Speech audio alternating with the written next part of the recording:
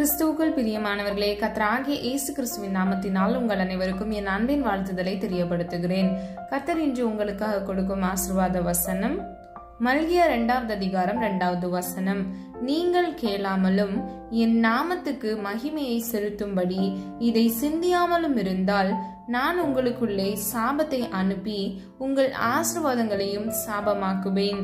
ஆம், நீங்கள் அதை சிந்தியாமற் போனதினால் அவைகளை சபித்தேன் என்று சேனைகளின் கர்த்தர் சொல்லுகிறார். பிரியமானவர்களே, இந்த வசனத்துல நம்ம கர்த்தருடைய வார்த்தையை நம்ம கீழ்ப்படியாமல் இருக்கும் பொழுது நம்முடைய வாழ்க்கையில் சாபம் வருகிறது.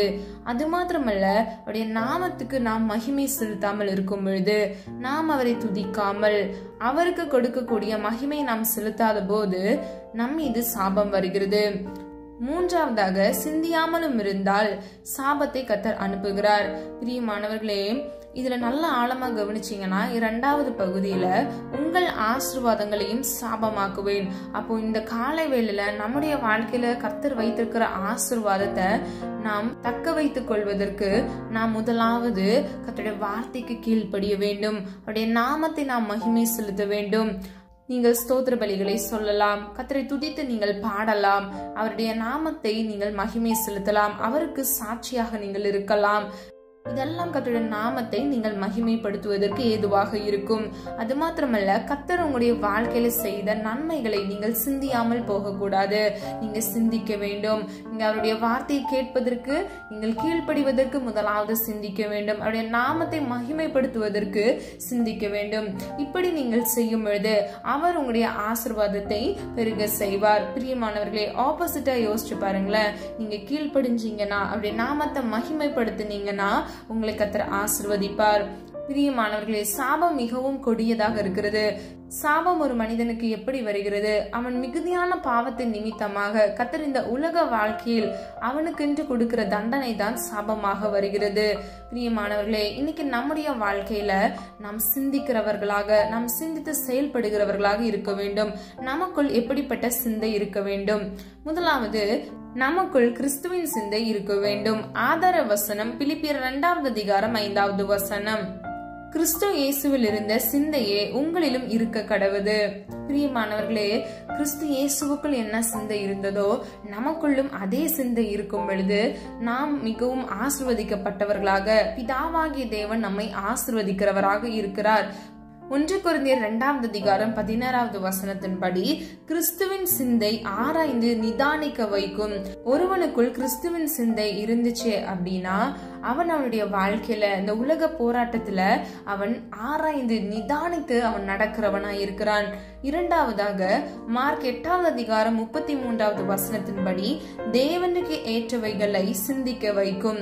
அப்போ பிரியமானவர்களே, இந்த உலகத்துக்கு ஏற்றவைகள்னு சில காரியங்கள் இருக்கிறது, தேவனுக்கு ஏற்றவைகள் என்று சில காரியங்கள் இருக்கிறது. அப்போ ஒருவனுக்குள் கிறிஸ்துவின் சிந்தை இருந்துச்சு அப்படின்னா அவன் தேவனுக்கு ஏற்றவைகளை அவன் சிந்திக்கிறான். அப்பொழுது பிதாவாகிய தேவனின் கண்களில் நமக்காக ஒரு இரக்கம் கிடைக்கும். அப்பொழுது கர்த்தர் நம்மை ஆசீர்வதிக்கிறவராய் இருக்கிறார். கடைசியாக யோவான் 2வது அதிகாரம் 25வது வசனம், மனுஷனுக்குள் இருப்பதை அறிய வைக்கும். பிரியமானவர்களே, கிறிஸ்துவின் சிந்தை நமக்குள்ள இருந்துச்சு அப்படின்னா நம்ம பிறரை அறிந்து ஆராய முடியும். மனிதர்களுடைய சிந்தனைகள் நமக்கு விரோதமாக நன்மையானதை செய்கிறார்களா, இல்லை நமக்கு விரோதமாக தீமை செய்கிறார்களா என்பதை நம்மால் நன்கு பகுத்து அறிய முடியும். பிரியமானவர்களே, கர்த்தருடைய சமூகத்தில் அவருடைய வார்த்தைக்கு கீழ்ப்படியும் போது கர்த்தர் நம்மை ஆசீர்வதிக்கிறார். அவருக்கு கொடுக்க வேண்டிய கனத்தையும் மகிமையும் நாம் செலுத்தும் பொழுது கர்த்தர் நம்மை ஆசீர்வதிக்கிறார். அது மாத்திரமல்ல, கிறிஸ்துவின் சிந்தை நாம் சிந்திக்கும் பொழுது கர்த்தர் நம்மை ஆசீர்வதிக்கிறார். சிந்தனையின் மூலமாக 3 விதமான பலன்களை நாம் பார்த்தோம். முதலாவது, கிறிஸ்துவின் சிந்தை நம்மை ஆராய்ந்து நிதானிக்க வைக்கிறது. நம்ம அவசரப்பட மாட்டோம். நம்ம எல்லா காரியங்களையும் பொறுமையோடு கர்த்தருடைய சித்தத்துக்கு ஒப்பு கொடுத்து நம்ம செய்கிறவர்களா இருப்போம். இரண்டாவது, தேவனுக்கு ஏற்றவைகளை நமக்கு சிந்திக்க வைக்கும். பிரியமானவர்களே, நிலையில்லாத இந்த உலகத்துல கர்த்தர் நம்மை தேவனுக்கு ஏற்றவைகளை சிந்திக்க வைத்து நம்மையும் நம் தலைமுறைகளையும் ஆவிக்குரிய உன்னத ஆசீர்வாதங்களினாலும் உலகத்துக்குரிய ஆசீர்வாதங்களினாலும் சர்வ சதா காலங்களிலும் நம்மை ஆசீர்வதித்து அவர் திருப்தியாக்குவார். மூன்றாவதாக, மனுஷனுக்குள் இருப்பதை அறிய வைக்கும். இன்னைக்கு அநேக பேர் தோல்வி அடைவது, அநேக பேர் சோர்ந்து போகிறது பிற மனிதர்கள் மூலமா தான்.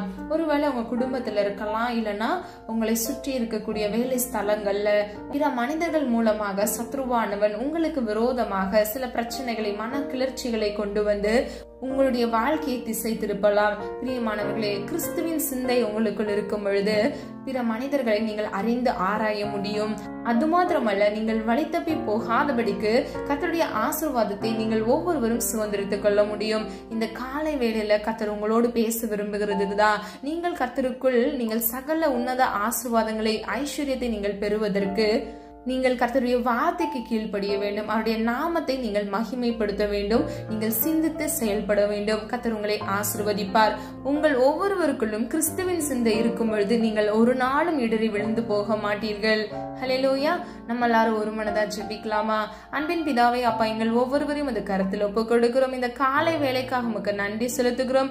நீரின்றி அப்பா எங்களுக்காக கொடுத்த வாக்குத்தத்த வசனத்திற்காக நன்றி செலுத்துகிறோம். அப்பா, நீர் எங்களை ஆசீர்வதிக்கவே விரும்புகிறீர் ஆண்டவரே. கிறிஸ்துவின் சிந்தை எங்கள் ஒவ்வொருவருக்குள்ளும் இருக்க வேண்டும். அப்பா, ஒவ்வொரு பிள்ளைகளையும் உடைய வார்த்தைகளுக்கு கீழ்ப்படிய, உடைய சத்தத்துக்கு செவி கொடுக்க கிருபை செய்யுங்க. அது மாத்திரமல்ல, உமக்கு மாத்திரமே நாங்கள் மகிமை செலுத்தி ஆண்டவரே உம்மிடத்துல இந்த ஆசீர்வாதத்தை பெற்றுக்கொள்ள உடைய பிள்ளைகளுக்கு கிருபை கொடுங்க. கிறிஸ்துவின் சிந்தை ஒவ்வொருவருக்குள்ளும் இருக்க வேண்டும் ஆண்டவரே.